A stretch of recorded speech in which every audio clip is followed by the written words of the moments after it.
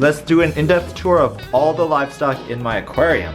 First off, we have these Banggai Cardinals, Zelda and Sheik. I was able to get one of them to eat the fish eggs and the other one to eat Mysis shrimp, so at least they're eating. For right now, they're still hanging out in the corner of the aquarium unless it's feeding time, then they swim out. Over here we have the OG Katniss / Rosalina. This is our false Perc clownfish. It's still doing very well. She won the Hunger Games in my last tank as well. Next we have King DeDeDe right over here, our yellow Tang. He is becoming the biggest bully of the tank. I've eaten him nori and seaweed, but he also eats the meaty food as well. He's so beautiful and so bright, and he's grown so much since I got him. Next we have our Melanurus Wrasse, Samus. Samus is actually pretty nice. He's a pretty cool fish. He goes to sleep in the sand bed at night. He's attacked a few snails and eaten them, but for the most part, he's been on his best behavior. Finally, our newest fish, Captain Falcon, the flame angel. This is a tiny baby one. Flame angels are really cool because they're active swimmers and they have such bright coloration. However, having said that, flame angels may not be reef safe. They can eat corals. So I'm gonna try to make sure to keep him fed. Hopefully he'll stay away from all my corals. Speaking of corals, let's check out all the corals that I have currently in the aquarium. Over here we have the Scoly. They are considered to be incredibly hardy. If you remember, he got stung and actually the flesh came off. He was able to make a full recovery and color back up. Next, behind it, we have our rock flower anemone. That came over from my old tank. This one was actually stuck because the sand around it actually cemented it in, so I ended up having to chisel it out.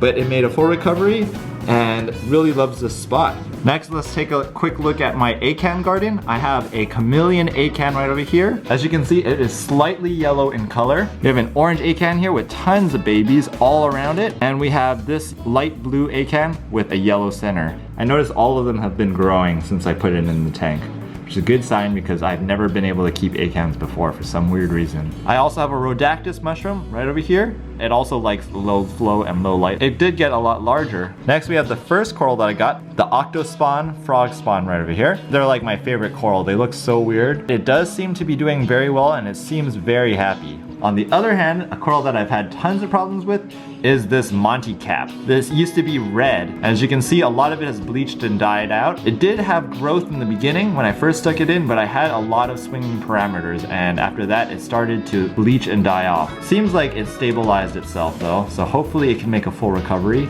Next we have our green stem Duncan corals. I use them as one of the measurements to see whether the water quality is bad because they are the first one to close up. We have our yellow long tentacle plate fungia. It's a little bit closed right now. It inflates its body up and can slightly move a few millimeters. Apparently it just moves just for fun. And over here we have our 3 torch corals. On the right we have an Aussie gold torch, which is actually kind of bleached out a little bit. Next we have an Aussie metallic green torch coral with yellow tips. And finally we have a minty torch coral on the left. All of them add so much movement and they're the focal point of the tank. And below that we have a small blasto coral. Right now it's retracted for some weird reason. It's usually incredibly happy. We have this purple torch coral in the back. It basically looks exactly the same as when I got it, except for the fact that it also lightened. To the right of that we have our green Frogspawn. I'm trying to go for forced perspective here, so put the smaller things in the back to make the tank look like it's a lot deeper. Here's our new coral that we just got, the flower pot coral, Goniopora. I hear that this one has been in so many people's tanks because usually Goniopora can be hit or miss. Over here we have our hammer coral, kind of looks like a rose gold. I really like that one. And we have a regular hammer coral right over here. I had a third hammer coral but it did die, so I had to take it out of the aquarium. Next we have a Favia stuck inside of the rocks. I haven't really seen too much other than it puffs up every once in a while. All the way on the right we have our Galexia or tooth coral. This coral had tons of holes in it when I got it. But when I stuck it in my tank, new babies have sprouted all around it. If you also notice, the sweeper tentacles have pretty much all gone away. Over here we have a rose bubble tip anemone. This came from my previous tank as well, the BioCube. As you can see, I was able to get the bubbles to come back. Next, let's move on to the Zoanthids and Pallies.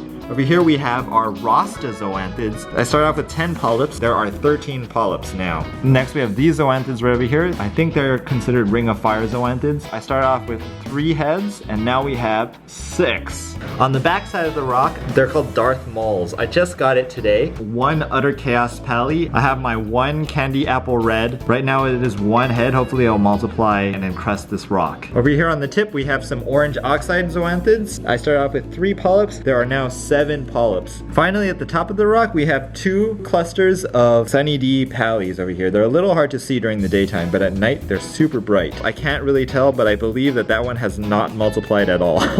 As for inverts in my tank, I have snails. This is an Astrea snail. I also have Trochus snails all over my aquarium. And this is because the Trochus snails actually decided to reproduce. I actually have hundreds of babies in my tank. By the way, all the rock in the tank is provided by Real Reef Rock. There are tons of benefits other than the fact that it's good for the environment, including the fact that you're not introducing all these different pests into your aquarium by using natural rock taken from the ocean. As for goals for the future, I would like to get more coral and fill this tank up. Hope you guys enjoyed this extra long aquarium update.